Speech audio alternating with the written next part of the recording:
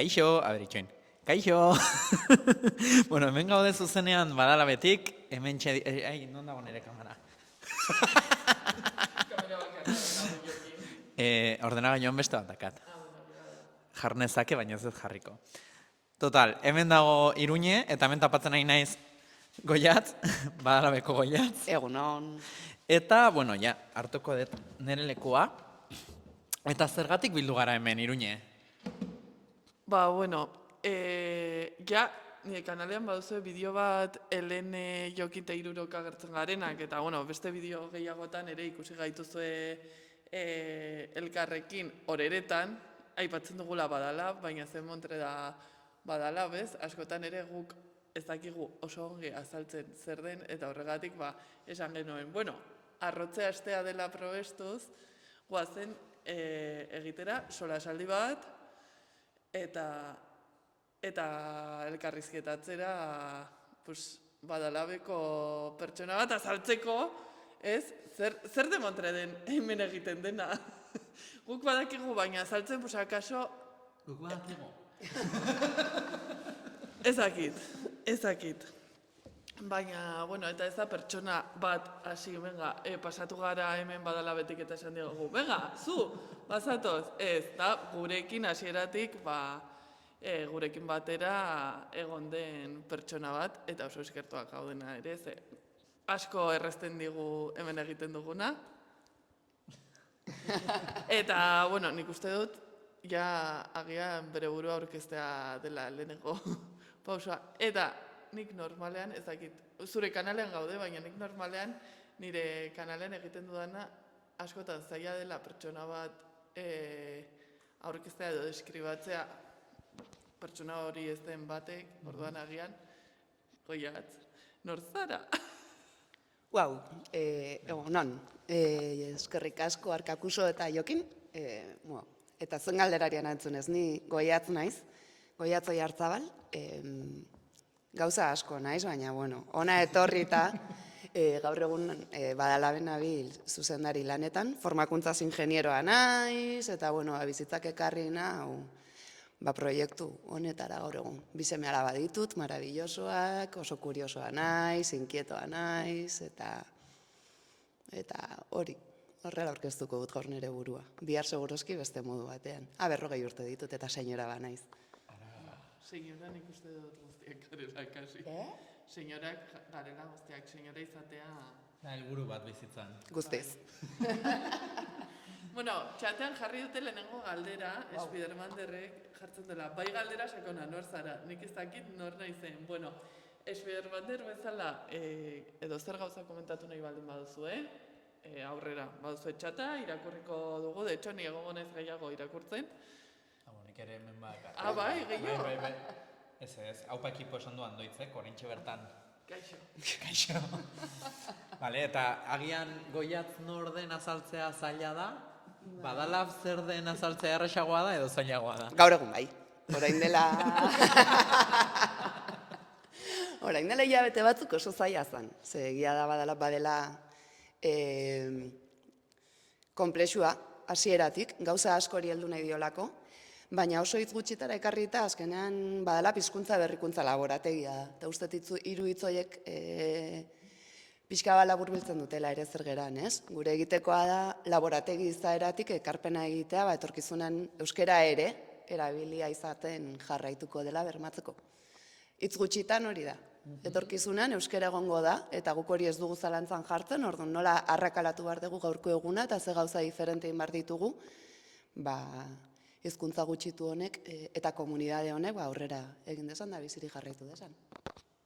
Bueno, ez da erronka simplea, osea, bada eta nik uste dut, gehiago galdetuko bagenio, osea, gehiago sakonduko lukela, baina, bueno, interesatuak baldin bazaudete badala gehiago edo sakonago ezagutzen, nik uste dut, hoberena duzuela, ona etorri, galdetu, eta agian, batek daki, hemen geratzen zarete, gu bezala. Hemen geratu, edo ona etorri, zebak izen Iruñan bizi naizela orain.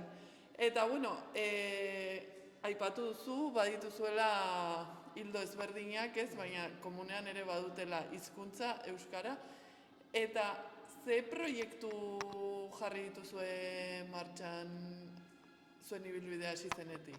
Proiektu baino gehiago prozesuak, prozesu hitza erabiltza gustatzen zaigu, ze azkenean laboratorio, experimentazio eta halako gauzak edo halako hitzak erabiltzen ditugunean nolabait adieratzen nahi duguna da galderetatik abiatzen gerala eta emaitzarik ez dugula ezagutzen. Beraz, proiektu egitarau oso itxiak definitza oso ez dugu nahi. Ez da zaila dela, baizik eta uko egiten diogula horri, ez? Bide desberdinak provokatu nahi ditugulako. Orduan, 6 lan hildo ditugu. 6, ez Sei. 5, ez 7, 6. Sei. Itxoin, egingo dut, nola zan, de Andres, Pepekoa. Wow. 6. 6. Lortu ditugu, 7 eserleko. Guk hemen hiru ditugu, baina, bueno, nahi izan ezkero jende gehiago sartzen da badala. Beti. Hombre, eta hasieran aipatu dugu, baina ez dago hemen gurekin, Helene, maite zaitugu.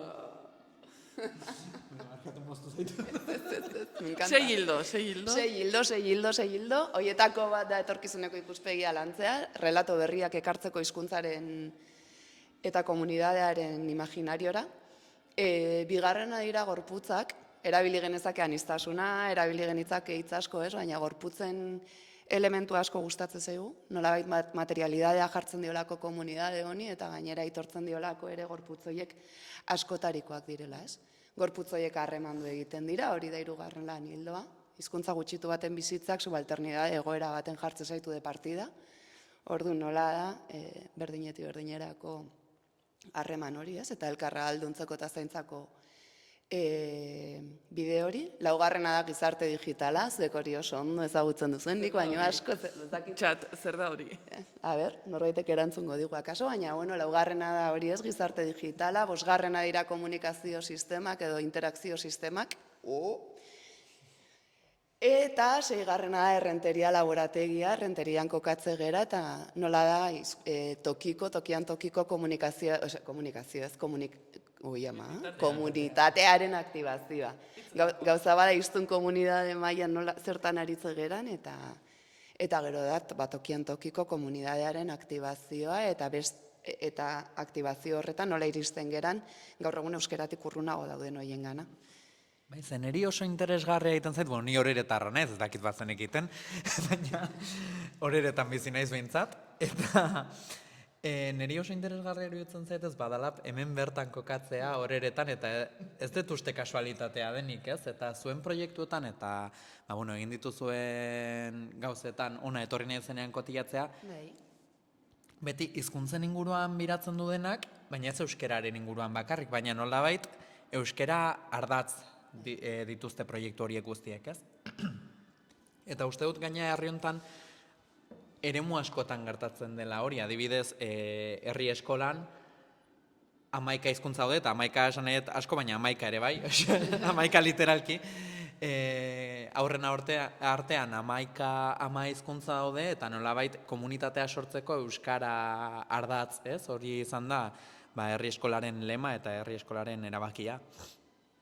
Eta uste dut oso interesgarria dela, ze badala ben gauza bera ikusten nahi naiz, ez? Hizkuntza asko elkartzen dira, etorkizunean ere euskerarekin batera 11 hizkuntza, eta hemen bai zentzu figuratiboan 11 hizkuntza biziko dira, eta nolabait Euskal Herrian gauden momentutik euskera izango dela ardatz, ez? Eta komunitatea eratzeko. Eta nolabait ere Garazi Arrularen korrikan mezuarekin lotuta, ez? Guk hizkuntza asko ditugu, eta euskera ez da diskriminazio iturri edo ez da dispertsio iturri, baizik eta batzen du eta komunitateak eratzen ditu, ez? Eta uste dut, oso interesgarria dela badala egotea horeretan, eta ez dakit oihartzunen.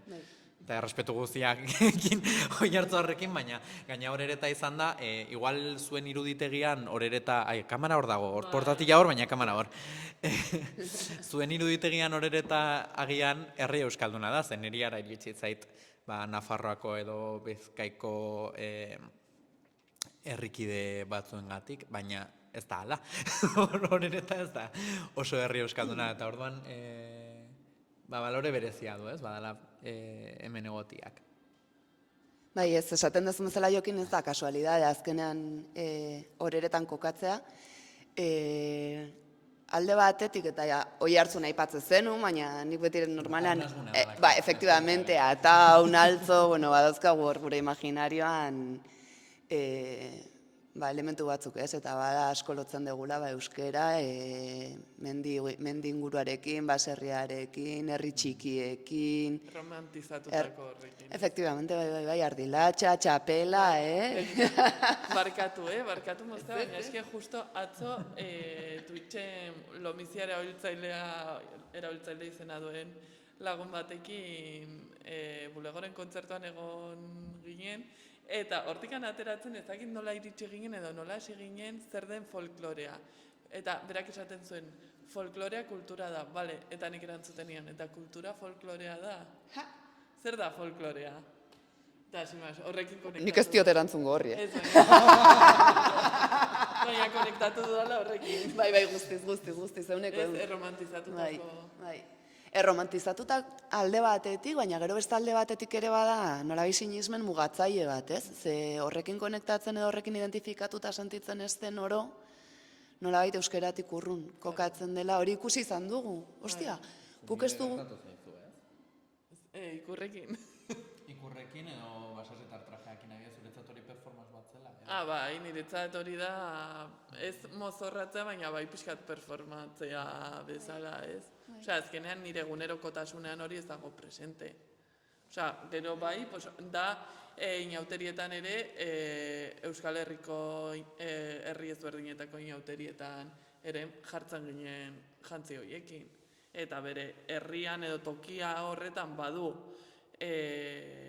nahiko garrantzia, ez? Herri horren historian eta herri horren kultura zehatzean, eta bai egiten duela bere ekarpena Euskal Herriko, azkenean badituzte antzekotasun amankomunak, baina azkenean da pixkat hori egitea, ez?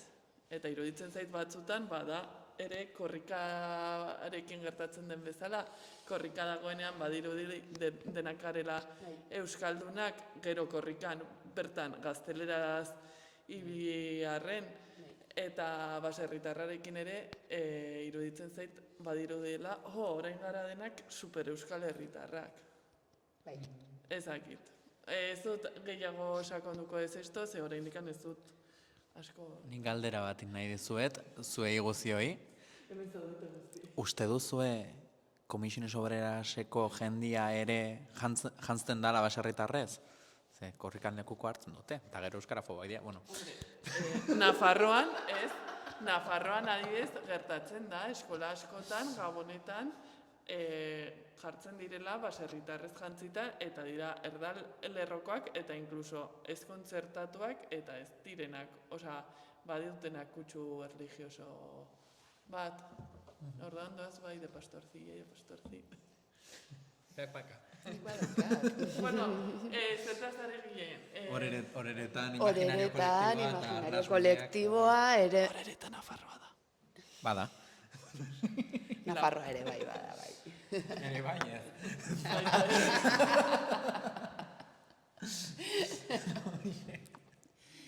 Bai. A ber, nondik ari nintzen hori, ez? Nahi genuen euskera ekarri eremu urbano batetara, eta errenteriak zehazki betetzen ditu elementu pilo bat. Badago oso antolatuta dagoen komunidade bat, eta ez bakarrik euskeran ardazturi, baizik eta oroar kulturak badauka presentzia oso handia horeretan, ez? Gero badakigu, esate zenun 11, horeretan kontatu dira 75 hizkuntza inguru.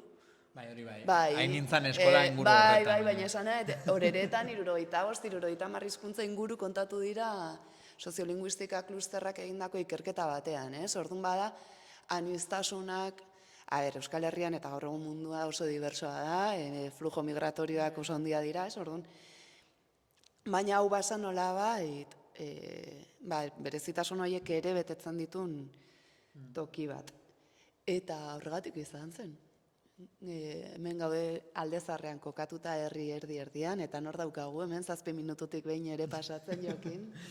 Eusko tren gure laguna. Satorra. Bueno, badut, arazo bat animaliekin gutxi barru ikusiko duzue TikToken, nahasten ditu dela izenak. Adibidez, sagoa eta ratoia. Ez dira gauza bera. Baina bai, ez? Orduan erabaki konstientea izan zen. Oso konstientea, oso Horretan konstientea. kokatzen. Bai. Bai, egia da historikoki beti izan dela, azkenen industrializazioarekin batera jende asko etorri zen ona horeretara lanera, eta atzo bertan, orain horeretarra den lagun batekin hitz egiten, ze guaintxe bertan etorri da horeretara bizitzea, berak komentatu zian, bai, eske konturatu naiz, horeretan zonalde asko identifikatzen dituzuela edo izendatzen dituzuela fabriken izenekin. Eta gila da, ez? Dakago Niesen Panier, Lino, Esmalteria... Ez da ofizialki beste izen batzuk eduki. Bai, eta askotan Olivet, bera, osoa ere, bai. Orduan, bai, Olivet ziran galletak. Galleta fabrika bat zegoen bertan. Eta txantxetan esan genuen, agian, egunen batean papresa esagertuko da, eta auzo horri papresa dituko diogu, ez dut uste. Ze gainera, hemen ja, botako naute herritik, baina eske, justo papresak euskarakin ez du asko egiten, Baina, egia da, imaginario kolektiboan, horeretako imaginario kolektiboan badagoela, enpresen presentzia hori, eta beti izan da herri langilea, eta azkenean beti izan da ere, kanpoko jendea jaso duen herria, baina horrek ere eragin du, gaur egungo euskararen egoera, izatea pixka bat, horeretako euskalkia ez dakigun ondagoen, baina hor zegoen nunbait, eta kalera bilera ere nahiko baxua da, egia da, badirudila hobeto egin duela, baina karo, eske, oso txarretik txarrera erraz pasatzen da. Helduko diot. Zuk zerbait esango zenun Iruña? Bai, nahi nuen pixkat bideratu lehen aipatu duzun hildoak ez, eta konektatu dut orain arrotze astean gaude, eta adibidez, euskaldunok arrotasunez gure euskalduntasuna, ez arrotze kutsu negatibo hori, baizik eta egotea orgullosoak eta orgullosak ez arro, gure hizkuntzaz eta gure identitatearen zati horretaz, ez? Eta adibidez, pixkat gu hainbat eduki sortzaileek publikatu edo publikatu genuen komunikatu batean aipatu genuen, iruditzen zaigu oso garrantzitsua dela euskara ardatz izan da, ez? Sortzea gure kasuan edukia eta iruditzen zait ikuspegi horrekin ere lan egiten duzuela zuek, ez? Bai euskara ardatz izan da eta baita Euskal Herria ardatz izan da. Bai, hori da. Eta euskara ardatz eta justo puntu horri helduko nion, bai. Ze badala bain gertatzen den guztia ez da euskara hutsean gertatzen. Hori ere bada pixka bat abia puntu, ez daite zoiko, baina bai topoa. Eta horrez, ari gera pixka bat deskubritu nahian, hori ze askotan esaten dugu nola da, komunidadea edo anistasunaren eraikuntza hori, edo lankidetza hori euskara ardatz. Niretzako hori orain arte esan, bai, estapen bat, bai, baina gero nola gauzatzen da hori egunerokoan, ez? Nola gazteleratan, gazteleraz, erderatan oroar, edo berdintzait, Marokotik edo Bangladesetik datorren jende hori, nola da komunidadearen parte euskara ardatz izanik, ez? Eta alderantziz, euskaraz dakigunok eta zergatik, zer balio erantxe egingo dit, gero atzo ustetatu izan zela, elkarrizketa bat eukitzen ari nintzen, hemen izan zen gazte batzurekin, eta hitz egite zuten influencerren elementuaz, ez? Asko etengabe ateratzen zaigun figura bada, ez? Influencer eskola bat proposatzen ziguten egiteko badala ben.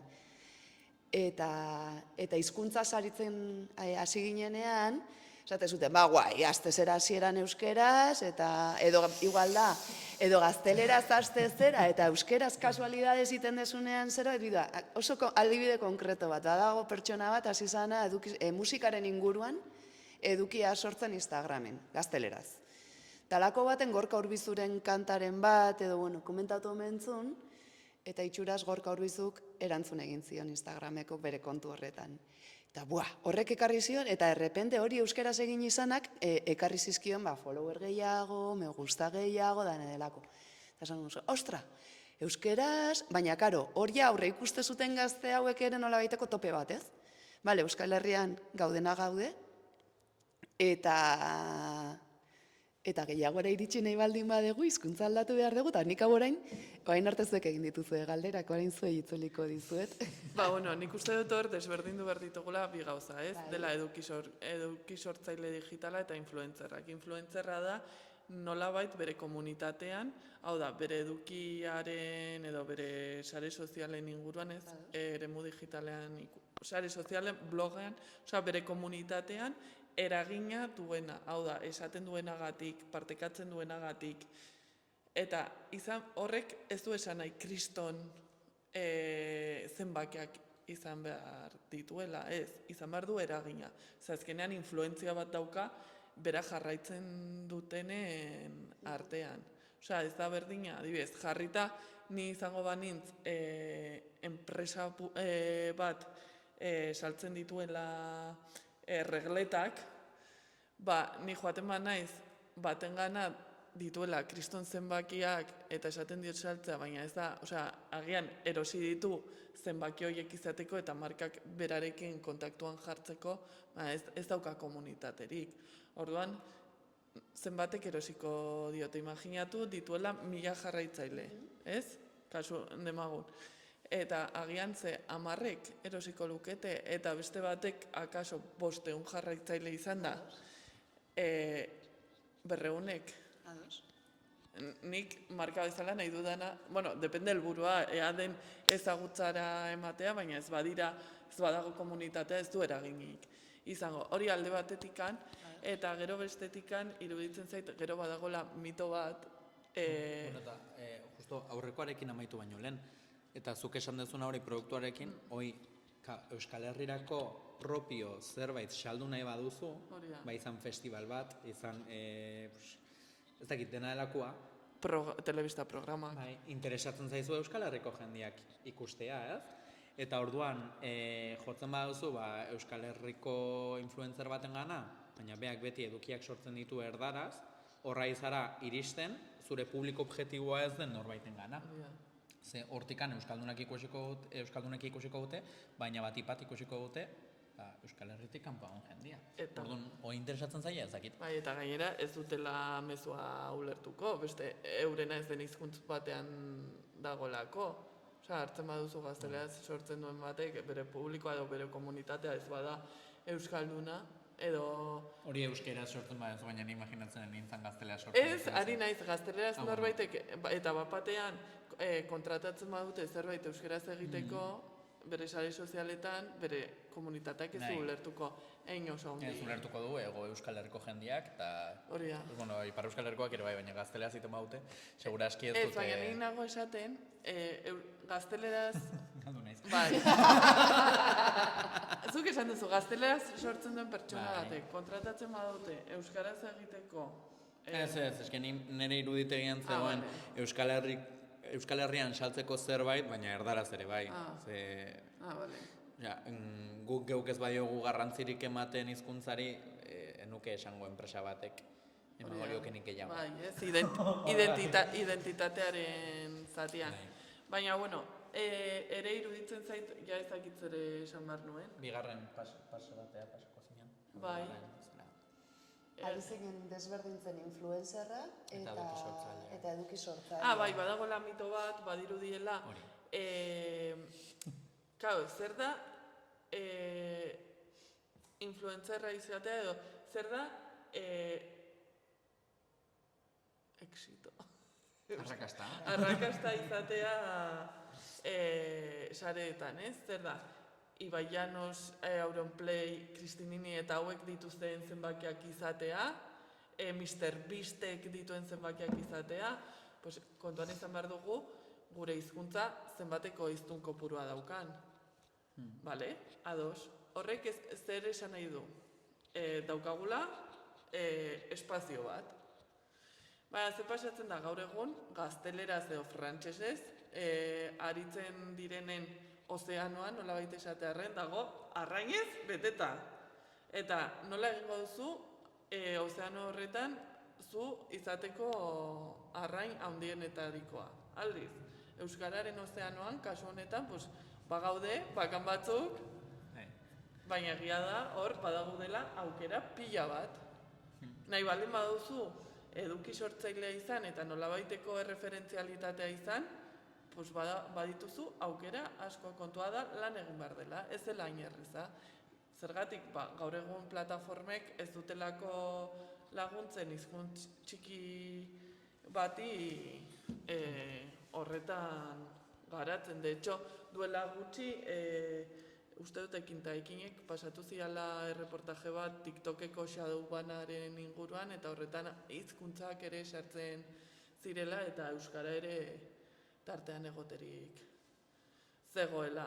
Baina, pixkat, hori da nire erantzuna. Ez dakit oraintxe bertan ze joan zeidan ez pixkat? Baina pixka bat, zuk orain komentatu duzun hori ez, errasagoa dela nabarmentzea euskaraz eginda, da zuke esan diguzun adibidean gertatu zena, ez? Derrepente euskara sortzeagatik, ikusten dugunean sare sozialetan norbait euskeraz ere, nolabaiteko gertutasun handiagoa sentitzen dugu.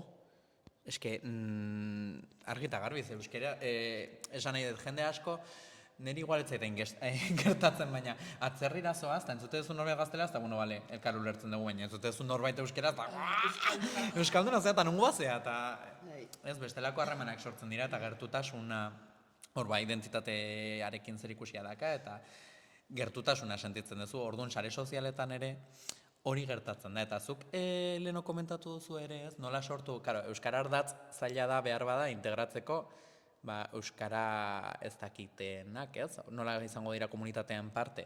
Baina adibidez nik gogoan dut lehen aldiz badala bera etorri nintzanean, egin genuen alako, ez dakit nola deskribatu, baina izan zen pixka bat imaginazio edo ariketa bat, euskera etorkizuna ez dakize, eta gogoan dut, parte hartzaile batek etzekila, ez zula ulertzen euskera edo igual pixka bat, eta orduan, guk normaltasunez genuen euskeraz, eta norbait, igual zu, jarri zinean onduan xuxurlatzen edo beste norbait. Saio hori izan zen fantastikoa. Ez benetan.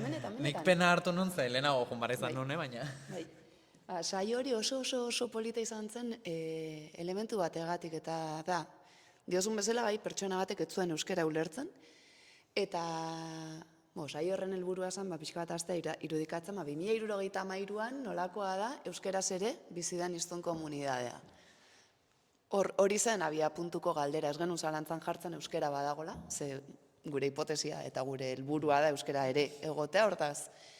Eta hor, diozun saio, hasieran guk hartu genuen ardura pixka bat xuxurlari lanak egiteko, baina gero egun osoa pasa zuten hemen, gaixuek, hemen euki genituen egun santu osoa lanean. Itzi zuten atea, gauer arte eta arte. Jaten eman genien, jaten eman genizuen. Hor patioan, azpilan, eta pote bat xindin ere bai. Ere bai. Baina esan nahi nuena zen, superpolita izan zela saio hori, ze taldea bera jun zen autorregulatzen. Eta empatiarik eta brutal bat izan zen. Ez zan izan gu antolatzaileak euskerara edo gaztelerara kasu honetan itzultzen pertsona honi, baizik eta taldekide bako, nik uste danok pasa zinetela, edo pasa ginela itzultzaile edo xuxurlari lan hori egitea. Eta hori nire imaginarioan ez zegoen inondik inora ere.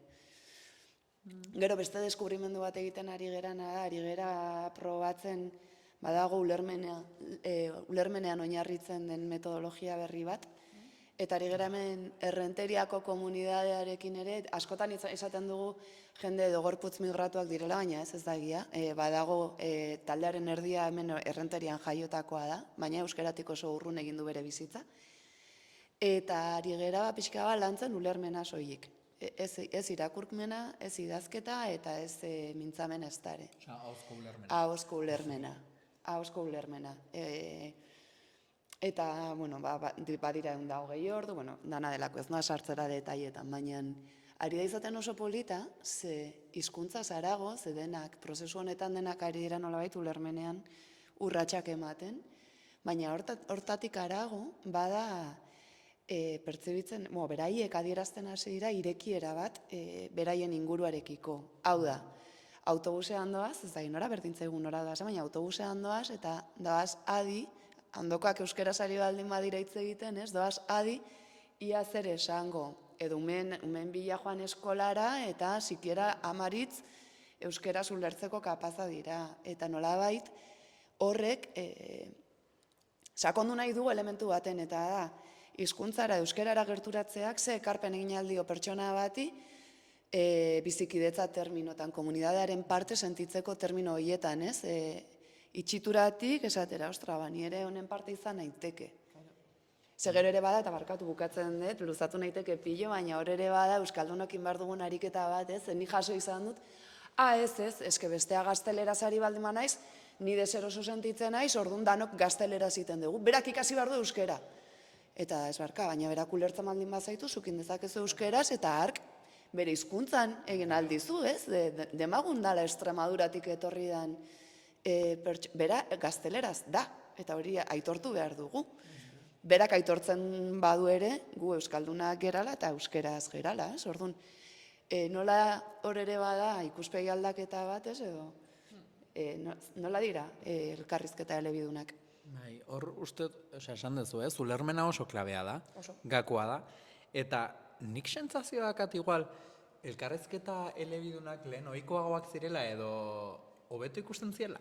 Gaur egun ez zirela inbeste, ez direla inondo ikusten? Euskera ingarea, politikamente correctos. Ez dakit, sentsazio hori dakatze, edo igual askotan sare sozialetan jasotzen dituan iruzkinak eta, baina iruzki normalak ez dut esaten fatxenak. Baina batzutan, idazten diate gazteleaz, nik ulertzen dut, euskera ulertzen dutela, nire bideoan iruzkin dutelako, ez? Eta nik egiten dute euskeraz, eta haientzat igual normala da, niretzat normala da, baina gero, kanpoko begi batzuek esatu dute, baina zergatik esaten egiten diozu euskaraz, gazteleraz, erantzuten baizu, baina jakin dezake, eta igual ez eroso egon, ez? Eta elebitasun hori, guai dagoen, sí? Ez que nik uste hori dela bidea. Eta ez bakarrik gaztelera eta frantsesarekin, ze hor ere supererrez jute zaigu burua hori, ez? Hizkuntza hegemoniko bat eta euskera. Zergatik Magrebetik datorrenarekin ez dugu guk ere ariketa bat egiten, eta, bueno, zuk euskera pixka bat ulertzen duzu moduan, nik ere arabe pixka bat ikastera igual bide hori egin dezakegu, ez? Eta zure galderari erantzunez jokin ez dakit esaten, zen nik nire gaztaroa gazteleraz bizi izan dut, nire ingurua... bai. Nire... Nik nire bizitza, bikotea bota nuen oso gaztetarik eta inguru erdalduna zan, eta ni gazteleraz ama izan nintzen momentura arte. Eta errepente izan zen, zertan ari naiz. Hala ere batzauden, elementu batzuk hor, ez eske goiatzek euskeraz pentsatzen du, nintzen ora pixka bat eksotikoa, baina gazteleraz bizi nintzen, orduan. Aitortu behar dizut, ez dakidala... Gure jungla bezala, gure oiana bezala. Bai, baina ez dakit esaten, ez dakit... Ustet orain... Bueno, ez, isildu egingo naiz. Ari garela buelta ematen, bueno, ez dakit. Ez noa sartzera ze bizipen propietikari naiz. Eta, bueno, bale. Bai, adibidez oso ariketa interesgarria izan zen niretzat, aurten egin genuela topaketa, batxiergoko kideok, 10 urte eta gero. Izan zen pixkat, arraroa. Eta niretzat oso arraroa izan zen, ze gaur egun euskeraz bizi naiz. Baina duela 10 urte ez. Eta orduan haiekin guziekin harremana gazteleaz nekan. Orduan itxin nintzanean, nik ja WhatsAppeko taldean antolatzen ja bakarrik euskera ziten, non denek ulertzen zidaten, noski. Eta gainako guziek gazteleaz. Eta egun hartan, euskera ziten hilen ere, batzutan igual esaldiren bat gazteleaz, autorregulatzen ere, baina, saiatzen nintzen dena euskera ziten. Eta ulertzen ziaten eta batek baino gehiagok eskatu zian barkamen eta barkatu jokin, ezin dizut euskeraz erantzun, ze kostatzen zait, Bai. baina ulertzen dizut orduan ezo. Eta Bai. hor batzutan nik sentitu dut garaipen txiki bat bezala. Bai. Ze askotan gertatzen da, elkarrezketa elebidunetan nik ez dut bestearengan inolako presiorik jartzen konsienteki, baina euskaraz ideagatik batzutan gertatzen da, Euskal Herrian bizi naiz, eta zergatik naiz gai euskeraz erantzuteko. Eta hor, zalantzan jartzen dira gauza batzuk, eta justo esan duzunaren arira ere, jendeari irekitzen zaiola mundu bat euskerarekin. Eta hori nik ikasleekin bizitu izan dut, ikasleek ni helduen irakaskuntzan ari naiz lanean, eta heldu batzuek esaten diate, euskeraz hitz egiteak niri suposatu dit beste herri bat ezagutzea. Osea, bestelako lezo batean bizi nintzen, eta hain derrepente bizi naiz, lezo batean, eta guztiz ezberdina da, ireki dizkit ate pilo bat, eta daude herri mugimenduan barneatuta daude, ez dakit, eta justo ikasle batekin astontan hitz egiten beak gauza bera esan zidan. Nik duela gutxi konturatu nintzen, Euskal Herrian bizi nintzela. Eta esan zidan, nik lehen pentsatzen nun, Euskal Herrian bizi nintzela, baina Euskal Herrian gaztelea zitzeiten zela. Eta orain konturatu naiz ez? Orain duela oso gutxi konturatu naiz, Euskal Herrian nagoela. Eta zeizea Euskal Herrian nago, eta hori oso fuertea da. Eta ez dakit, nahi nun gaia konektatu adimen artifizialarekin. Bai, nik nahi nuen iso bat esan, ze aipatu duzu behin baino gehiagotan komunitatea hitza. Eta iruditzen zait, euskarak komunitate hitzarekin egon barko lukela gaur egun oso lotuta. Ze azkenean komunitateak egiten duelako, ez? Kasu honetan hizkuntz baten baitan eta hizkuntz batean eta hizkuntz batetik bizitzea, ez? Eta adibidez, guk plazaratutako komunikatu horretan, azpimarratzen genuen, ez? Sarean ere beharrezkoa dela euskaldun komunitate hori sortzea edo jarraitzea indartzen, ez? Aipatu genuen, horretan guk eduki sortzaile digital bezala ikusten genuela gure burua, guk ekarpen bat egiten diogulako euskal komunitate horri euskarazko edukia sortzen dugun heinean, oinarrian, gero bakoitzak jakingo nola graduatzen duen bere egoteko modu hori, eta baita ere ikusentzule bezala, gu ez gara bakarrik sortzaileak eta gara los reyes y las reinas del mambo, baizik eta bagarela komunitate baten parte, eta guk ere baditugu gure gustuak, interaktuatzen dugu, kontsumitzen dugu edukia, izan ikusentzunezkoa, izan bideo formatuan, audio formatuan, podcast formatuan, edo eta blog formatuan, eta iruditzen zait dela euskaldunok dugun erronka handia, dela sarean komunitate hori sortze barra indartzea, eta horixe. Baina, nahi nuela egin hausnarketatxo hori askotan ez dugulako kontuan hartzen, beti bezala errepikatuko dut, eta errepikatuko dut nekatzen naizen arte, ez naiz nekatuko. Spoiler, Iruña egoki deklinatzarekin ez naiz oraindik nekatu, hasi que pentsa. Bueno, kontua da, sarea ez dela Plutonen distantzia berdinean dagoen zerbait, baizik eta gure bizitzan erroturik dagoen beste espazio bat, eta horregatik da garrantzitsua sarean euskaraz egitea, euskaraz bizitzea, eta sareak ere euskara izatea, eta euskarak sarea. Nik hor daukat azken bola totalmente. Bai, bozkatu arkakuso. Nik hor daukat azken bolan obsesio bat, edo, ez dakit, badago elementu bat hor buruan raka-raka bueltaka dabilki dana, eta da, ezagutzen duzu euskarazko, edo zeintzu dira entzuten dituzun euskarazko podcastik, edo ezagutzen duzu euskaraz, hori da galdera mota bat, eta beste bada, gomendatuko zenidake podcast bat musikaren ingurukoa? Ez, azkenan badirudi euskerazko podcastak edo euskerazko edukiak direla bere horretan genero bat. Bai. Zenekien genero bat, ja? Ostra, niretzat ez, horrek adierazten du, bai, badakit, arrapatzen da, baina ez dakito hartuta nengoen, edo ez diodan heldu orain arte elementu horri, baina basan, euskerazko eduki ez litzake genero bat izan behar. Eta Horrek- horre ez ginateke izan beharko euskal eduki sortzele, Hori da. baizik eta sortzele digitalak. Hori da. Eta espezializatuak, dana delako, ez? Nei futbolaz hitz egiten dut, arek musikaz, Eta guk euskaraz. Eta... Eske, ala da realitatea. Ez que horrela da, hori, bai, guztiz. Gazteek, niri ez zait gustatzen musika euskaraz. Ze musika euskaraz? Claro. Punka, popa, reggaetoia, Zer dena, elektronikoa, denetik ze musika, ze musika. Ze musika. Eta hori gertatu zen nahi, eta barkatu, baina Espainiako referentzia bat erabilko. Ez, Operación Triunfon. Duela, pixkat behar sortu zanean, eta lehenengo belaunaldi horretan sartu zen galega bat, Xabela. Eta nominatzen zuten bakoitzean, aukeratzen zuen kanta bat galegoz.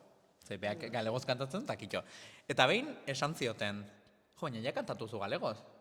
Baina inori elitzaioke okurritiko esatea, baina ja kantatu zu gazteleaz, dagoeneko ja kantatu ikuzu 3 kanta ingelesez, baina galego beste genero, dana berdina, igual batean kantak oso ezberdinak ziren, baina galego zirenez, Bai, guztiz. eta euskaraz ere, Nik izan da elementu bat, ez deten orain arte heldu, eta bendala gutxi, izan zen atentzioa ditu zian. Zein dia entzuten dituzuen euskarazko podcastak, eizo barkatu. Eta hor ikusi nuen oso garbi nola... Eta guk daukagu oso barneratua hori. Guztiz? Da, Euskolabel etiketa edo Ikurriñatxoa eta Nafarroakoa jarriko bagenio. Nafarroko ere bai. Bai. Eta galdera bat Iruñe, eta zuk zergatik iten dezu euskaraz?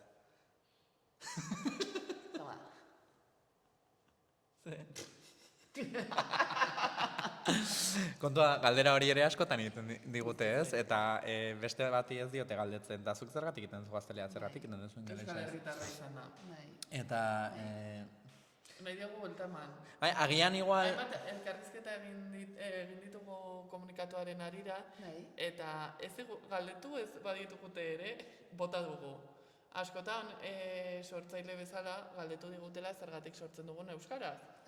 Bale, ulertzen dut ez dagoela askorik, baina kontua da orain, pixkat hitz egiten gure artean, ikusi genuela, zergatik beti galdetzen digute guri hori, baina zenbat pertsona euskaraz dakitenak daude gazteleraz edukia sortzen, haiez diete galdetzenea zergatikan egiten duten gazteleraz euskara jakinda, edo inkluso euskara euren ama hizkuntza izan da.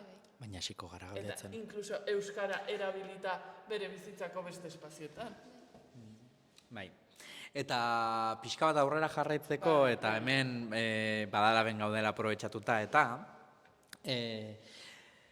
lehen aipatu duzu, eta ni ados nago, ulermena gakoa dela, eta zertan lagundu diezaguke hor adimen artifizialak adibidez, badala beka atera zuen duela gutxi beka deialdi bat, adimen artifizialaren inguruan, bai, alako, bazegoen talde bat, eta uste dut kide bat horretakoa zala, eta irukiak deitzen zian, eta horiek, bai, parte hartu zuten deialdian. Eta zer egin zuten, match deialdiarekin. Bai, matx euskararien zioten, bai. Pasa, eusu gauza horretan pentsatzen, ez? Eta zertan lagundu diezaguke, ez? Azkenean hor... Edo, bueno, ilarmenean edo ez dakit zergatik aukeratu zenuten badalaben adimen artifizialari buruz aritzea. Azteko, adimen artifiziala gaur egun dalako gizarte honen boom etako bat, ez? Danon eskuetan eta danon ahotan dago. Pixka bat internet ondatu du, baina hori beste egun baterako. Hori beste egun baterako, beste hor daukagu 3 hilabete hitz egiteko neurria, baina, eta hizkuntzarekin ere bai, bueno, labur bilduz. Osea, azkenean, uste dugu, euskerak biziri jarraituko baldin badu izango dela gure egunerokoan dagoelako, ez? Eta gure egunerokoan gaur egun adimen artifiziala dago. Hor, gero bat zegoen beste elementu bat oso garrantzitsua dela guretzat, eta komunidadearen ardatzetik helduta, ez? Esate zenun internet kakazten ari da, eta teknologiak oro har, ez? arrakalak edo irekitzen dituzte, desberdinkeria sustatzen dute, bueno. Nola egin dezakegu, gero beste gauza bat entzuten aritu gerana asko izan da, adimen artifizialak euskara mehatxatu egiten duela, eta adimen artifizialak aurrera egiten baldin badu izango horrek euskararen desagerpena ekarriko duela, bada hainbat jende bereziki adin batetik gorakoa, zeinak sinisten duen, honek ekarriko duela euskararen desagerpena, edo ekarpena ingo diola horri. Eta esan, bueno, baina hori kontatzen baldin badiogu etengabe gure buruari, obviamente gertatuko da, ez? Orduan, nola erabili dezakegu adimen artifiziala euskararen bizi berritzaren alde, komunidadearen alde eta sorkuntzaren alde. Hori zan, abia puntuan, adimen artifizialeko bekaren, bueno, hemen badalaben egintzen egun osoko beste topaketa baten abia puntuan zegoen galdera. Ze hemen, eta lehenoa lanildoak bota ditut, baina gure egiteko moduetan, daude 6 lanildo horiek, eta 6 lanildo horiek gurutzatu egiten dira, ze gorputzak ez dira harremanik gabe bizi, eta gaur egun hizkuntza, sare digitaletan gaude, hori da, ez? Orduan, 6 lanildo horiek elkartzen dira etorkizuneku espazioan eta etorkizuneku, zorioneku eta... Ez dago barre egiten, markatu Ados, bai. Eta dalako nodoak dira reak. Dira? Ui, ados, zure lotura bat izan da hor, ez? Do, nota. Do. Ez dira reak. Ai, jode. Ez que pixka motela naiz. Ez eta... Azkarregi, ez? Nahi. Bueno, daukagu etorkizuneku eta daukagu pentsamendua eta laborategiak, orduan. Elkartu ginen hemen pentsatzeko, nola da adimen artifiziala alde, eta esan genuen, bueno, orain, pentsatu dugu nahiko, ez dakit hori nahiko, hori ez dakit inoiz baden, baina, bueno, pentsatu dugu pizkatxo bat, eta orain, pentsatu dugun horrekin nola pasa gaitezke ekintzara, eta hortik sortu zen beka. Pentsatu dezatela. Efectivamente. Ez, nolabait, adimen artifiziala hemen dago, eta nahia da ez gurekin geratzeko etorri da, orduan ezin badugu garaitu, Erabili dezagun aliatu gisa, ez? Aliatu gisa. Eta nik uste dut, askotan guk ere Match Euskarari proiektua landu genunean, askotan zurekin hitz egiten eta atera da, ez? Sarean eta interneten oro har dauden tresnen demokratizazioa. Hori da. Eta tresna horiek egon behar dira eskuragarri denontzat, eta ez bakarrik eskuragarri denontzat eskuragarritasun horretan baizik, eta eskuragarritasuna ere bada euskaraz egotea, ez? Eta euskaraz erabili ahal izatea. Adibidez, adimen artifiziala erabiltzen badugu azpitituluak sortzeko gure edukientzako, baina azpitituluak bakarrik erdana nagusietan sortu baldin baditzakegu, horrik bai, desagertaraziko du euskara. Eta ez da zehazki adimen artifizialare bera, baizik eta horrekin egin dugun erabilera, ez? Orduan tresna horiek egon behar dira eskuragarri euskaraz, guk ere erabili ahal izateko normaltasunez. Eta gainera horrek gero aukera pilo bat ekarri dezaguke. Eski katalizatu dezakena hizkuntza gutxituetan, hizkuntza teknologiak, adimen artifizial guztiak ez dira hizkuntza teknologiak, baina kasu honetan hizkuntzara ekarrita eta azpitituluetara ekarrita. Nire fantasia da, eta zuen Match Euskarari bide horretatik doa, ez? Eta komunidadeari helduko diot berriro. Nola da hizkuntza desberdinetan komunikatzen den hizkuntza gutxitu. Desberdinetan, ez hegemoniko, desberdinetan komunikatzen den komunidade hori, eta horrek zekarriko dugu diversidadea balio positibo bezala zehatzeaz eta ulertzea, desberdintasunean ere komunidade eraiki dezakegula, eta Silicon Valley garaitzeko aukera auki genezake, nire fantasia, ni ingenieroa naiz, eta bulego tekniko batean egin dut amabi... Ez, baina nire irudikapenetan zek sortzaien ingeniero. Esan nahi nuen, bulego tekniko batean egiten nuen lan. Orduan, irudikatzen nuen, 60 ingenieroko bulego tekniko bat hemen, euskeraz, galegoz eta katalanez edo bretoieraz lanean, eta gero Silicon Valleyko beste 60ak. Egon gaitezke indar korrelazio antzerako batean, ez? Niri ere gustatuko litzaidake esatea, adibidez, aipatu dugu azpititulatzearen kasua, eta gaur egun egia da sare sozialetan bideo bidezko edukietan, bai kontsumitzen dela asko azpidatziekin edo azpitituloekin, ze askotan hain azkar kontsumitzen dela ere volumenik gabe, eta horrek ematen dio aukera jarraitzeko kontsumo gurpil horretan. Baina, gelditu beharko genuke. hori, alde batetik honi. Baina, askotan ez dugula kontuan hartzen, akaso badaudela pertsona batzuk gure bizilagunak, gure familiakoak izan daitezkenak, gure lagunak bazagoen moskito bat, edo ez dakit. Agian, ezin dituztela bere horretan bideoak ikusi kontsumitu ez delako irisgarria berarentzat. Agian baduelako entzumenarekin lotutako bai, ez zailtasuna, baizik eta ez du ongi entzuten, gradu ezberdinetan, eta orduan horrek egiten du. Agian gorra da. Hori da, ere, gorra izan daiteke ez, baina gorreri horretan ere badaude. Eta azkenean euskaraz ezin da harreman du, ez, sare sozialetan adibidez, eta gero, txatean... Bai, hori erakorri nahi nun, baina gogoan dut orain Twitterren ikusitako elkarrezketa bat, eta batek, Euskal Herriko pertsona gor batek, erantzun zion Oskar Matuteri, ez zuela ulertzen bideoa. Eta norbaitek erantzun zion, eta pasazion bideo bera gazteleraz, eta esan zion, ez, gazteleraz jarraitzen dut gorra izaten. Eta oso nahi iruditu zitzen, ze askotan ez dugu kontuan hartzen. Gure inguruan, gure komunitatean parte diren asko ere, agian gorrak diela, eta ez, irisgarritasunan aldetik ez dugu kontuan hartzen. Kontuan hartzen, eta horrek suposatzen du ari garela, usten, gure komunitate horretatik, parte.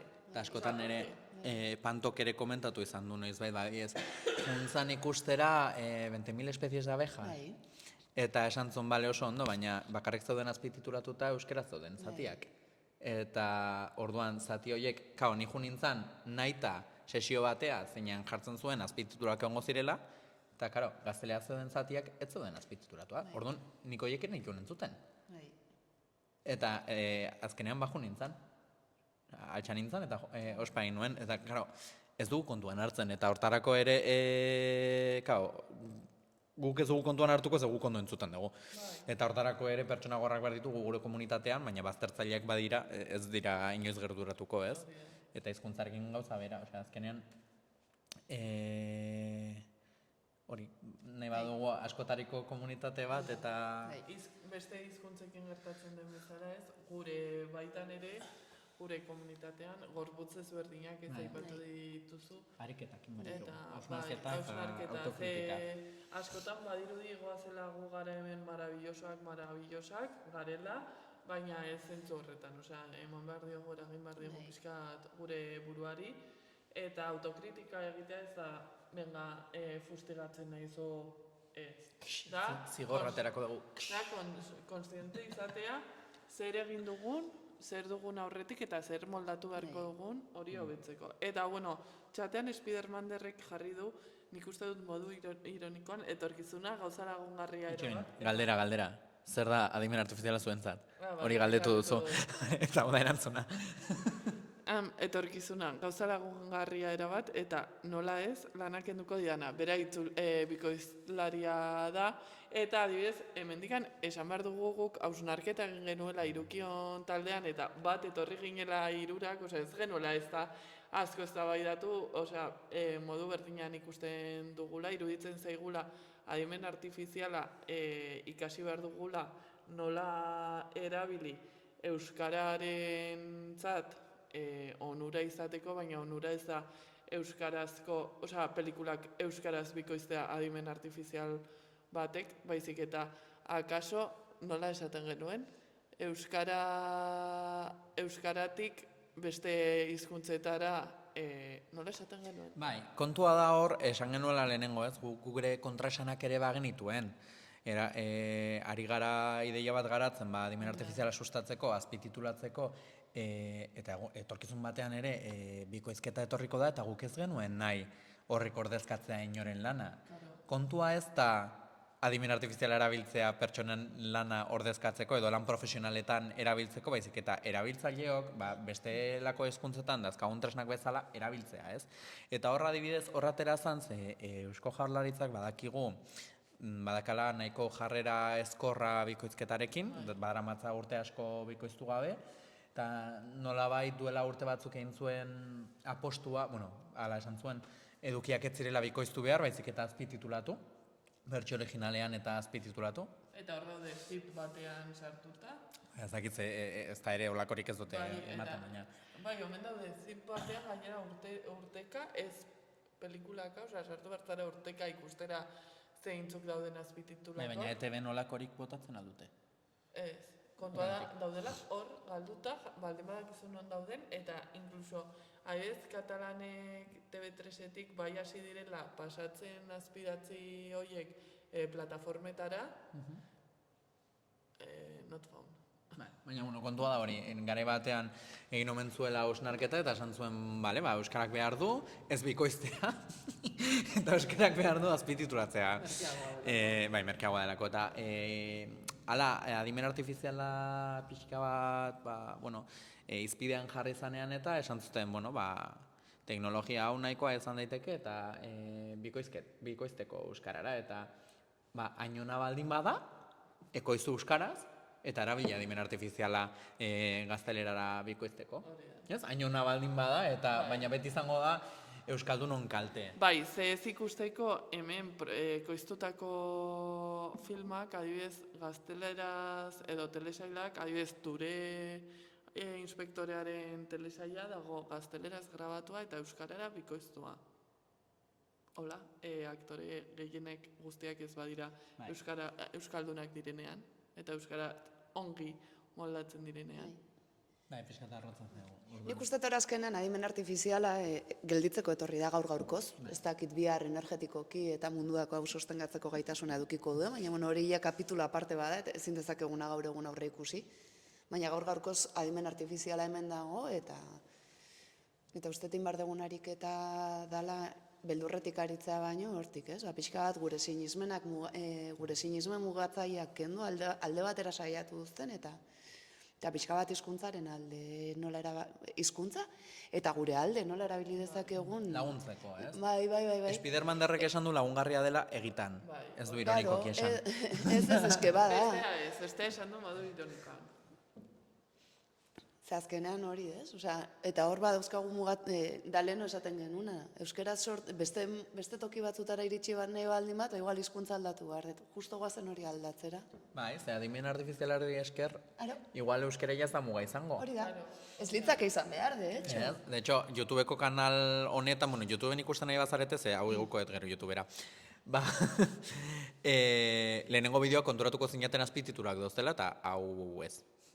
Baina, eta lehenengoak, YouTubeen bidez, itzuli ezakezu, eta nik lagun katalan bati esan, nion, jarri bitu, katalanez jartzeko aukera dakazu, eta zuzenean itzutzen izuta, derrepente ja ez da muga bat. Eta ez da tresna, adimen artifiziala ona txarra baizik, eta zer nola erabiltzen dugun, eta hor beti kapitalismoa sartuko da, eta dana irentxiko du, baina hori egingo du adimen artifizialarekin edo gabe. Hori ja ari da egiten, de hecho. Ari da egiten, orduan kezka litzateke edo beldurra litzateke hortik jun behar. De hecho, berdina pasatu da sarearekin, ez? Internet jaio zenean, ere kontuan izan behar dugu hemen beste testu inguru batean gondela, gatazka politiko, sozial eta ekonomiko batean. Baina gatazka bat zen. Murgilduta, eta iruditzen zait, hein handi batean teknologiarekin eta komunikazioarekin lotuta zegoen gauza asko etxaitza eta hartzen zela, edo ez zela asko horretan sakotzen, eta, nik uste dut esan dezakegula salbuespenak salbuespen, ze hor adibidez baditugu Wikipediako lagunak kriston ekarpena egiten diotela euskarari eta euskaldunoi, eta jakintzen kolektibizazio horri, ez, pixkat sarea jaio zenean horretan oinarritzen zela ez jakintzen kolektibizazio horretan, baina gero nola kapitalismoak eta globalizazio horrek hartu duen eta azeleratu duen bide horretara, ez? Eta nik uste dut egin handi batean Euskaldunoi pasa zaigula pixkat olatu horrek pasa digula gainetik, ez? Eta oraindik goazela askotan sarearekin lotutako gauza askotan atzetik pixkat korrika hola. Ui, nik hor pixka bat diskrepo, Bai, toma. Bai. Odola. Eh? Odola. Odola ez. Ez pena. Gaur ez. Gaur ez. Bai, hierokoaren. Izerdia. Baina nik uste dut Euskal Herrian mundu mailan gerala pixka bat referente zentzu hortan, Wikipedia Bai. aipatu dezuzuk. Salbuespenak salbuespen, Osa, uste dut komunidadea eta herrigintzatik gauza asko gertatu direla, baina hori bakarrik, osa, industrialki.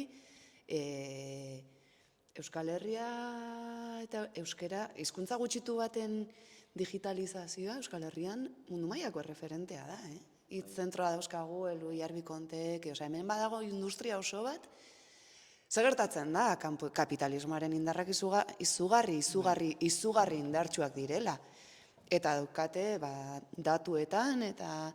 Osea, karo, horiek nola ikertzen dute? Ikertzen dute kapitalismoaren logikan. Hau da. Konparaketak. Lehen aipatu ditugun zifrak. Hori da. Eta algoritmoak diseinatzen dituzte, dato pilo bat, osea, kantidadean da, ez? Metaketaren logikan daude algoritmo horiek ikertuta. Eta hortik, orduan behar dituzte datu pilo bat. Euskal Herriak gera-geranak, eta euskeraz sarean espadugu hemengoak egiten, ez du inork egingo normalki. Orduan, hemen iritsi, tope bat badago, ez? Orduan, orain ari dira hemen ikertzen nola da, datu gutxiago behar dituzten algoritmoak hizkuntza bat ikas dezaten askoz ere baliabide edo datu gutxiagorekin. Eta uste dut hor Euskal Herria referentetzat hartu daitekela. Bai, benetan, ez naiz ari... Horrek izan nahi du, hitz zentrora joan behar dugula elkarrizketa egitera. Bai, Txiste txarra da, Ez da txiste. zergatik, ez egia da. Pentsatzen un txiste zala. Zure aurpegiarekin pentsatzen un txiste zala. Igartzen vale. da asko, noizen. Basikamente barra egiten dudalako nire txisteetaz. Vale, barkatu. Kontatzen ari naizenean. Baina ez, egia berdaderoa, mesedez, hitz zentroko lagunak. Idatzi pertsona honi. Eta kontaktatu, eta gu joango gara, hola. Ze lehiora joatea, biok ikasi dugu lehioan, Ez da lehioan, litzen... Ez da lehioan. Nagusiki Donostiko informatika za fakultatean da. Bueno, pues Donostira joango gara eta gero La Perlara. Efectivamente. Zaizea, kolaborazio bat eskatzen La Perlarako. Biekin. Biekin. Bai, baina hori, nik uste gakoa badala erabilera eta hortan nahi zareten hemen, ez? Piskat, erabilera alternatiboa. Eta gero azkenan ere gogoratzen naiz orain dela ez gehiegi etorri zan hona gazte talde bat, eta pixka bat adimen beka atera zen momentua, 6 bat hilabete izango dira, 7 bat etorri zirela.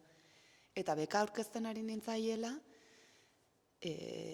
batek altxasun begira eta esan ziango, baina hau ez duzue olako hitzaldiak edo elkarrizketak ez dituzue hezkuntzan gehiago egingo?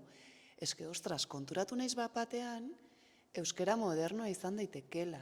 Hainbeste uko uholde datorkigu kanpotik, eta gero gure sinesmen mugatzaileak, ez? Eske euskarazko edukiak ez zaizkit gustatzen, baina dena zaku bakar bat Euskara generoa. Hori, euskara zein da zure generoa? Euskalduna naiz. Naiz euskara. Orduan, badaude hor. Eta guari gara, hori, pixka bat, nola egin dezakegu ekarpena teknologiak edo hizkuntza teknologieko beto funtzionatu dezaken laborategi izaeratik, eta gero komunidade digitalak sustatzen. Eta bitu nola dakagun gure iruditegian sartuta, ze leheno aipatu dut bideo hau YouTubera igoko duela, baina Peertubera ere igoko dut. Eta hori, ez zait burutik pasatzen zen, eskotan niri, eta nik bestelako sare sozialak erabiltzen ditut, baina kapitalismoaren eragina da, azkenean, ez? Guztiz. Eta bestelako sare sozialak igual ditugu presentego, eta badago alternatiba bat, eta erregintzarekin lotura handia duena, ez? Guztiz. Aurrekoan, ez dakit, lankide batekin edo igual ikasleekin Baina paralelismo hori egin nuen, ez? Herrigintza ere sarean egin daitekeela. Eta bestelako pentsatzen dugunean, Mastodonen edo Fedibertsoan orokorrean, ez? Hor bada alternatiba herrigintzatik sortua eta herriak sortuta.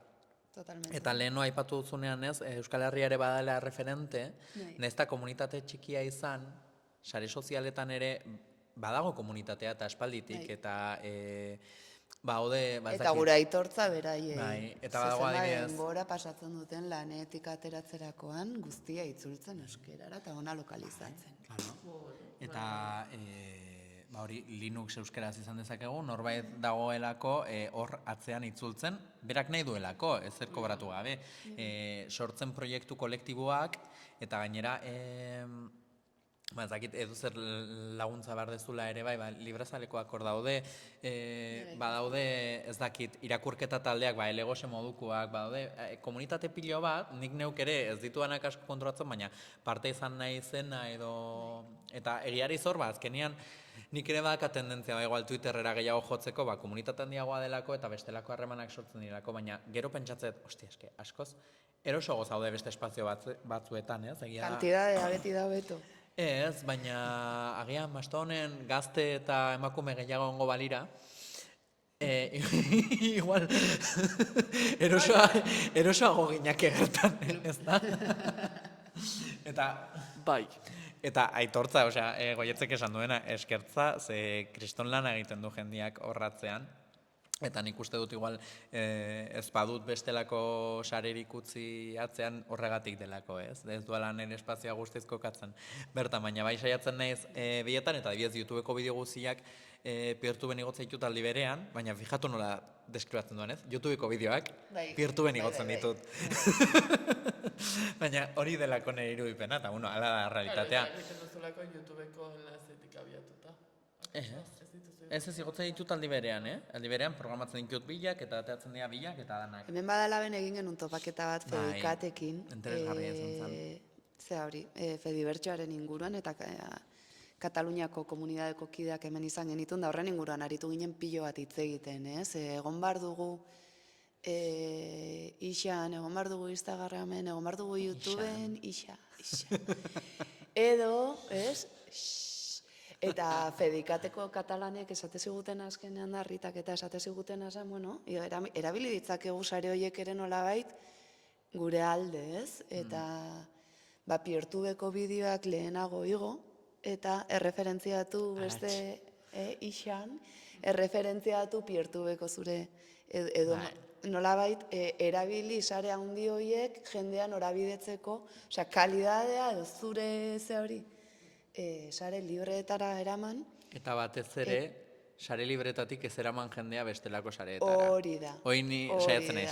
Eta zure sinaduran jartzen dituzunean ikonitoak, ondo zaintza ze ikonito jartzen dituzun, eta egon zinen. Bai, bukaera partean bakarrik, berandu iritsi nintzen. Baina hemen egin zen eta gainera aldi bateko itzulpenarekin, ez? Hori da. Ze euskera zaitu ginen, baina batzuk katalanak zian. Hori da. Horre gontzan porru itzulpena egiten, eta mikrofono batekin hor zegoen susurlatzen, eta guk pixkat ideia hori kopiatu genuen, galegoekin egin genuen topaketan. Bai, ni izan nintzen itzultzailea, alako AliExpresseko itzultzailea. Baina bai, sare librein buruz nik uste dut hor badakagula lanketa oso polikia, ze jendeak orokorrean kalean, kaleko jendeak pentsatzen duenean sare sozialetan ez du haietan pentsatzen, eta agian arrotzak egiten zaizkie sare sozialak, baina igual bestelako sare sozial batzuetan eroso egongo lirateke. Eta bestelako, azkenean dinamikak guztiz desberdinak dira. Eta agian, urte batzuk barru esango peer-to-beko bideoak YouTubera igotzen dituala. Agian hori izan daiteke... Ez daukazu YouTubera igotzeko beharrik eta peer-to-ben geratzen. Pausoz, pauso. Ez, baina agian egun baten, ja. Egun baten, ja, ala hasi garela. Igoko dituzue Nafarroako Errepublikaren... Bai, baina gaina gero gertatzen da, ez? Bestelako sareetan ere... dana kapitalaren esku geratzen da, eta ez dakigu zer gertatuko den YouTubeko bideoekin 2 urte barru, ze hasi dira ezabatzen, kontu zaharrak, eta nik horrezate, ostia, nik segitzen nun lehenengo YouTuberra hiltzan, ni batxergoan nengoela, eta orduan bere bideoak desagertuko dira, noizbait? De repente, zairratik hilda dagoelako, bai, eta gureak baina neriak momentuz bizik nago, eta hiltzen naizenean, ne bideokin zer gertatzen den, interesgarriak badira norbaitek deskaratuko ditu. Baina, bueno, eto virtuben daude. Piskat geratu da utilitarista, ez? Atera ditzala bakoitzak bere ondorioak. Baina, azkenean, ari gara gure irudia ematen, gure eduki eta datu guztiak ematen, eta ez dakigu zer gertatuko den haiekin, ez? Eta gero internet ere gero eta arrotzago da. Kapitalismoaren eraginatik, Osea, orain ja normalizatu dugu nolabait webune batean sartzea eta kukiak onartu edo ordaindu 2 euro. Baina ez dugu irakurtzen, zer suposatzen duen. Eta antza denez badago aukera eta aurrekoan TikToken. Agertu zitean tipo baten bideoa, baina ez dut ikusi oraindik. Spidermander ari da, barrez leherka. Bai, eski txiste. Kar, ama ja, dana. Zu bidatez, txisten zatia, edo txisteak aipatu ditugula, zuk goiatz? Ez dakit txisterik egiten. Ez. Ez dakago sariarekin zer ikusirik. Ez. Badakizu arrotzastean gaudela. Bai. Eta Euskal Herrian euskaraz izan dela pixkat ekimen hau bultzatu duena. Zuk badakizu nola barre egiten duten Euskal Herrian euskarazeko kideek? Txatean baldin badakizu jarri. Esango dizut. Nahi duzu esate edo pentsatu nahi duzu? Esan.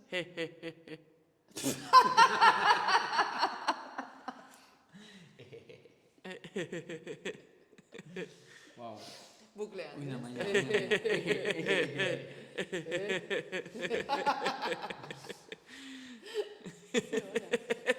Bueno. Eta irukiek non egiten dute barre. Irukiek ez dakit. Bat biru. Orduan, zera, badala ben ere,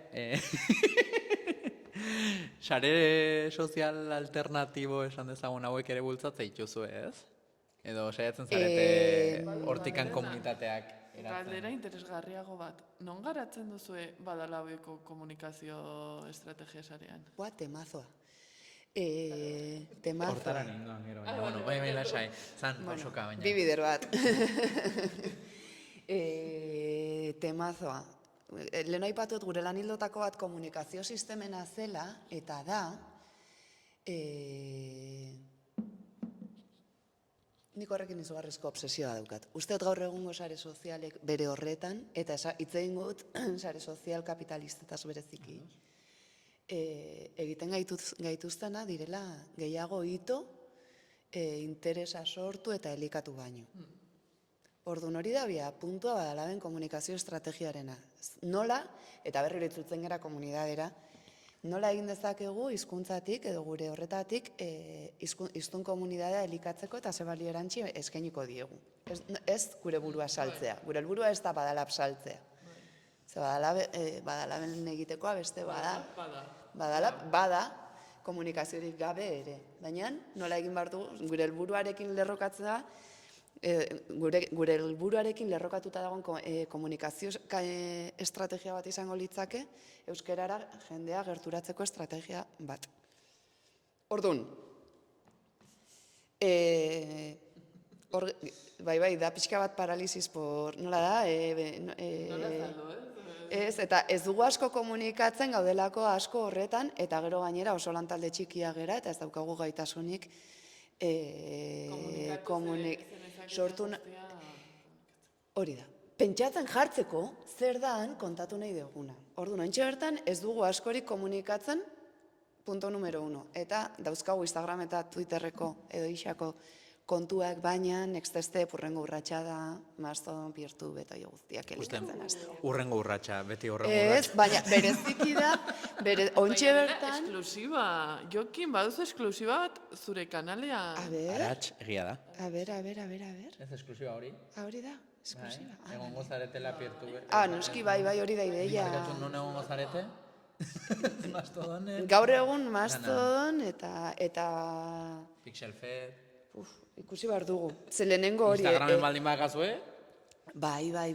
Badaukagu, eduki badaukagu. Eta gaur egun erabiltzen dugu bakarrik esateko hau egitera goaz egun hontan eta zatoz. Eman izena hemen. Baina, bota. Ez, eske galdetu dute zer den Peertube, P-E-E-R-T-U-B-E. Eta da bideoak igotzeko plataforma bat. Baina plataforma hori Fedibertsoan kokatzen da eta plataforma askea da. Orduan, gaizki esan da eta azkar baten, YouTuberen alternatiba askea. Efectivamente. Bai, horrela da. Horrela da. Beste gabe hori galdetu dutelako eta argitzea harren. Eta ez da, nire galdera erantzun da dago, así que zuen galdera erantzun da dago, badator, kominzun. Badator kominzun oso ondo. Bai, ze zuzeneko hau iragarri dugu Mastodonen, eta ezin izan dugu badala etiketatu. Baina Goiatz bai. Goiatz hortxe dago. Eta gainera gustorago. Nik aitortu behar dut ez naizela oso aktiboa sareetan. Egiten haute saturatu, eta ontxe bertan... Zara gehiago boier, Zer da hori? boieur, ikuslea. Ez, oso denbora gutxi pasatzen du sareetan, gehiago naiz, ba hori, niretzako gaurko gauzarik onena ez da zuzenean gaudela, baizik eta zuekin hemen nagoela, ez? Eta ni oso kontaktu... Kamarara ohitu zara ja? Ez naiz behin ere ohituko horretara uste dut. Azto eta... Hori bai. Ez duzu mugikorra izanen euskura. Bai. Ikusi dezakezu zenbat ordu erabiltzen dituzu. Ez dakit nola egiten den. Ze mobil da? Poko. Poko. Ezarpenak. Poko. Euskeraz daukat mugikorra hori bai, tampoko jo. Abitu. Baina ez egingo dutarik eta hori. Samsuna neukan garaia manekien nola egiten zen, eta gainera begiratu egiten Nik uste nuen. dut konfigurazioan agian. Ezarpenetan, hemen, ongizate digitala, a ber. Nik ez dut begiratuko, zelotxan bateit. Ni oso gutxi jartzen dit, baina nahi dut ikusi historikoa. Jartzen dit, aste honetan, egia da, geroz eta... Nik gaur ordu erdi. Eta ez naiz gezurretan ari. Ez? Baina hori da mobila erabilera, karo, Bai. horren barruan erabilezu hori Spotify, da. erlojua, Google, beste bat, Hori. bai. Ba gaur 36 minutu. Gaur Dio. asko zoi, bueno, hemen irekita dakat ere zuzenekoarekin, txantarekin, baina, hau ez da, osea, esan nahi, erabilera kontatzen du, baina hementxe dago, ba, Spiderman den irakurtzeko. Ni atzo, adibidez, 2 ordu eta 22. Ostia. Nik ez, Sozial, ni nahi begiratu Sozial. Baina gero, Hemen. kreatibidez, 47 minutu, utilidades 20. Nik atzo, bueno, kontzertua izan nuen, hoi kreatibidad da, edo nola da. A ver, tiempo de uso, ufa. Baina, espera nuen gehiago. Begira, behitu. Apirilaren 18an osteguna erabili dituen sare sozialak 4 ordu eta 37 minutu. No, nik sozial pilo bat, orduan ez dut Baina irakurriko. jartzen ditu, Amazonak Telegram 2 ordu eta 33. Claro, niri ere gehiena Telegram. ez dakit agertzen zaidan hor ordenagailuan piztuta ez, baina... Ez, ordenagailuarena ez, mugikorrena da. Ez dakit zera bitu. Bai. Eta, bueno, TikTok. TikTok... Boa, TikTok niko, bida, aste artean, minutu bat. Nik uste hori, TikTok gorroto dut. Google Maps. Gaur gona etortzeko. A ber, gaur. Bai, nik egia esan bai, kontsumitzen dut asko, Bai, ordu bete. baina bueno, hoi ere nik neuk landu beharreko zerbait. Zer batez ere TikTokek, lehen esan dezu ez, nola esan dezu, sare sozial kapitalistek itotzen gaituztela, Ni saturatzen dute pillo. zera interesa edo zerbait ekarpena ekarri baino ez, eta asko sentitzen dut hori adibidez, TikTok edo antzeko plataformekin, ze zuk ez duzu aukeratzen zer ikusten duzun hor. Eta geho, kontrasankorra da, zenik batez ere TikToken sortzen beste kontsumitu bezaten. Eta oso sozial volatila. Bai, baina egia da hori ez duzula erabakitzen zer kontsumitu eta hori ez da ona. Eta txoratu diten gaitu dira, hainbeste ez zaitaterako, estimulo ez zitzan itzateratzen.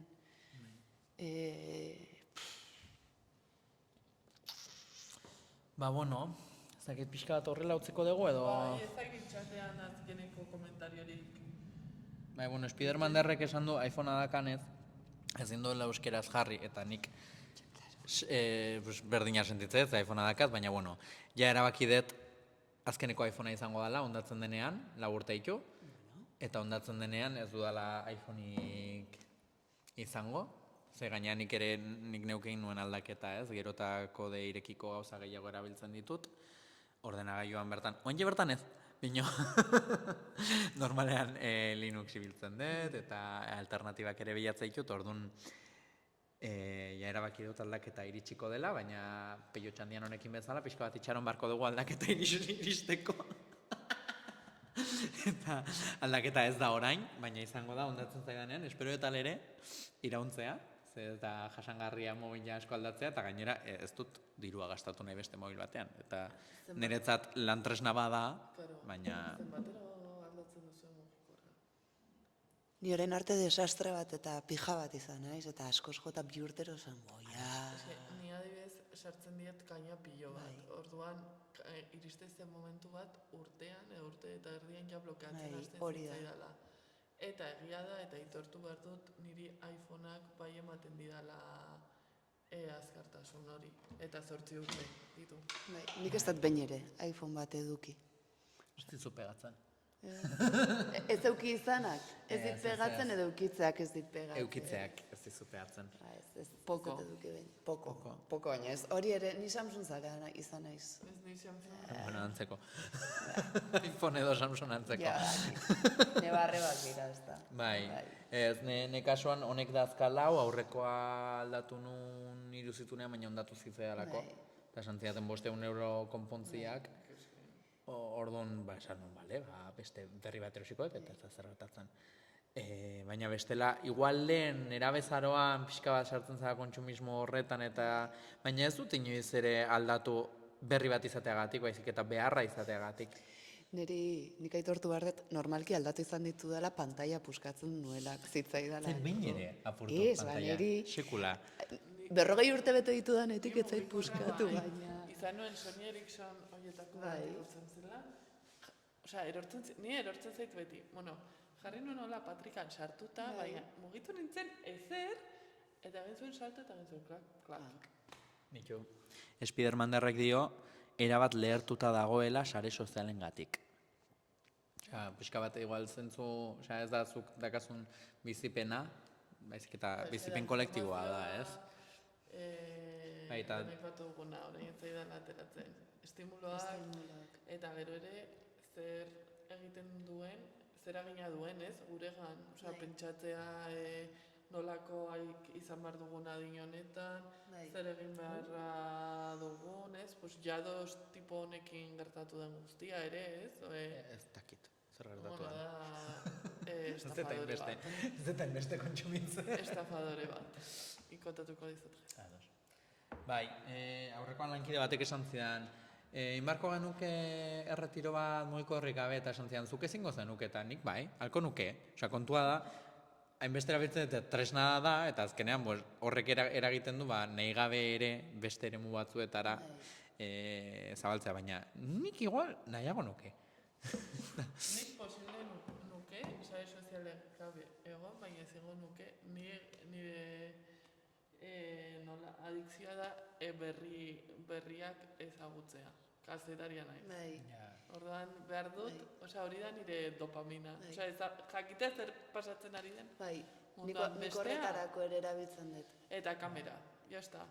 Eta lagunekin, nik asko ere, Telegram bereziki, nolabait, kontaktua mantentzeko, Nik horren ere, Etxo, laportuko balidate, osea, laportu izan didatenean edo galdu izan dudanean, gehien izorratzen zidana dira kontaktuak. Nire agenda da oso baliotxu. Bai, eta nik egia esan, aiz esan dezu garen kontaktua, bai, gutxi hitz egiten da, eta hoi, igual, podcast bat inbarko genuke, baina, bueno.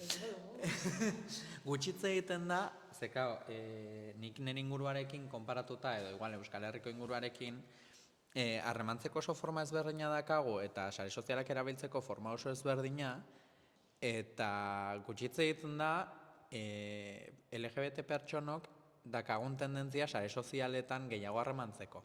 Garatu. Eta digitalki. Ba, ez, azkenean gure nerabezaroan, espaziorik ez genekan, herrian, inguruan, kuadrillan edo behintzat askotan ez ginen gu edo ez genuen era erosoan harremanak sortzen, eta orduan sare sozialek ematen ziguten aukera, gu bezalako jende gehiagorekin harremanak eratzeko, askotan kanpoko jendearekin harremantzeko, eta klaro, nik zentzu horretan nerabezaroan izan ditut lagun gehiago Euskal Herritik kanpo Euskal Herrian baino, eta gutxitza egiten da, baina askotan gertatzen da, orduan, igual batzuentzat ere privilegioa izan daiteke, ez nik deskonektatu ezaket, nik igual ez, nire harreman seguruak eta sare sozialetik dozte, eta horrek ez du esan nahi, benetako lagunik ez direnik, edo ezagutzen ez dituanik, pertsonan esan nahi eta aurrez aurre, edo,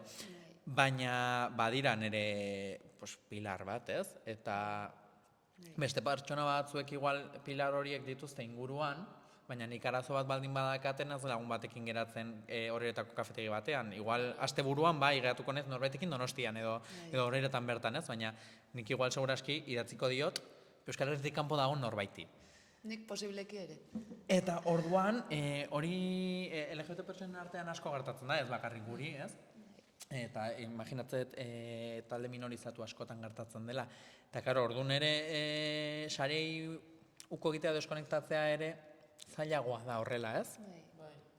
Baina, bueno, nik mobilik gabe eta bakarrik ordenagailutik erabilita, igual, aste batean probatxo bat egin beharko nuke.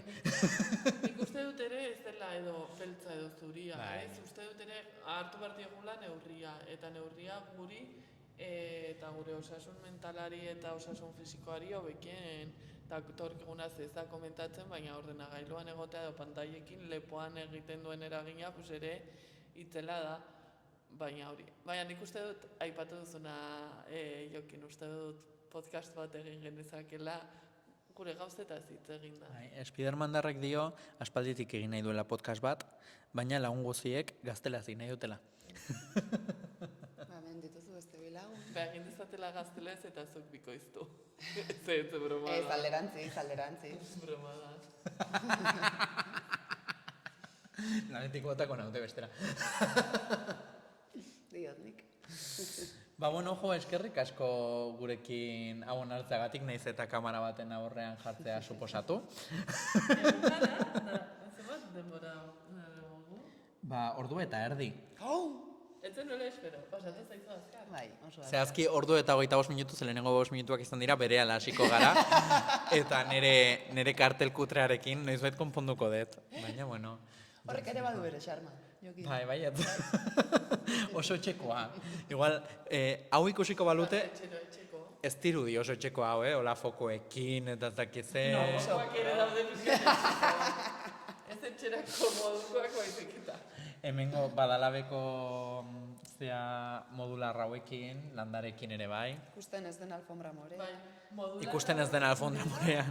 Elduo txikitako eraikuntza blokeak. Bai. Txikitako? Txikitako.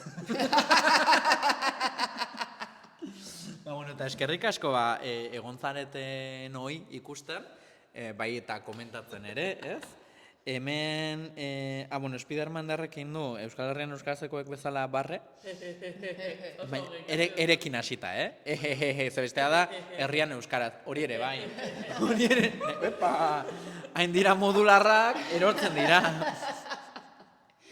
Mugikorrak erori nahi zuen eta ez dakien nola egin. Bai. Ba, hori, eta bideo hau esan bezala peertubera egoko dut, eta youtubera ere bai, momentuz. Azpititulorik gabe, ze momentuz ez dakago azpititulorik gabe, momentuz ez baitugu teknologia nahikorik, eta bideo luzea delako, batipat. Eta, bueno, espero laster bideo gehiago sortzea, ze hori igual etxeko lanen zerrenda dakago, eta guk jarrituko dugu hemen badalaben gauzatxoak egiten. Ez dakigu zer, baina gauzatxoak ingo ditugu, esperimentatuko dugu, teknologia, hizkuntza eta kafe pintxoren bat ere bai. Hori beti. Eta txikitako. Eta Txampikeso, txikitako txampikeso, noizbait etortzen bazarete horeretara, txikitako mazkaldu dezakezue. Ez gaude patrozinatuak, Baina ez da gure parte zoaztela. baina bai, ja esta. Eta txampikesoak eskatu bestea nahi duzuena, baina txampikeso bat gutxienez eskatu behar duzue. Ez da izango bakarra. Eta ez zaizue damutuko. Eta horixe, eta bueno, guku hemendik Iragarkien ondoren. ez dago bate babestua. Nik bertan afaldu nuen atzo, bide batez, eta oso goxo. Pentsatzen joango ginela. Eta ez gara jungo, baina urrengo batean bai. Urrengo batean txikitako eta la perla. Babesletzak onartzen ditugu. Argakusa@gmail.com. Eta bueno, gerturatuko naiz zea hori gelditzea, orduan nahi baizu zuen azkeneko hitzak esan. Zerua eroriko zaigu.